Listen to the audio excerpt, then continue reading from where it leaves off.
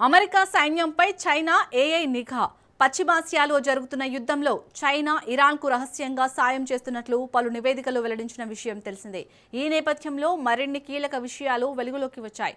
America సైనిక మోహరింపులు, ఆయుధ నిల్వలు, యుద్ధ విమానాలు, విమాన వాహక నౌకల కదలికలు, సైనిక స్థావరాలు వంటి వాటిని నిరంతరం పర్యవేక్షించడానికి చైనా టెక్ కంపెనీలు ఏఐ సాంకేతికతను, ఓపెన్ సోర్స్ డేటాను వాడుతున్నాయట.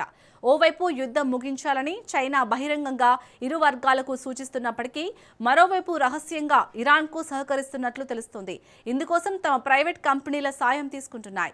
బహిరంగంగా అందుబాటులో ఉన్న ఉపగ్రహ చిత్రాలు, ఫ్లైట్ ట్రాకర్లు, నౌక రవాణా సమాచారం, కృత్రిమ మేధను వినియోగించుకొని అమెరికా సైన్యాన్ని ట్రాక్ చేస్తున్నాయని కొన్ని సంస్థలు తెలిపాయి.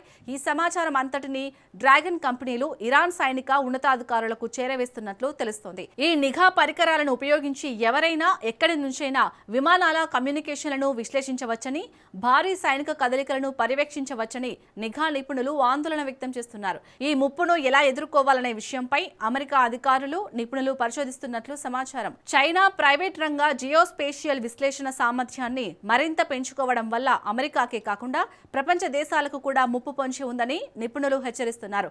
ఓపెన్ సోర్స్ ఇంటెలిజెన్స్ ఒకప్పుడు కొంతమంది నిపుణులకే పరిమితమైందన్నారు. కానీ ప్రస్తుతం ఏఐ రాకతో ఒకప్పుడు ప్రభుత్వాలకు మాత్రమే లభించే అంతర్గత సమాచారం ఇప్పుడు ప్రైవేట్ వ్యక్తులకు కూడా అందుబాటులోకి వస్తుందన్నారు.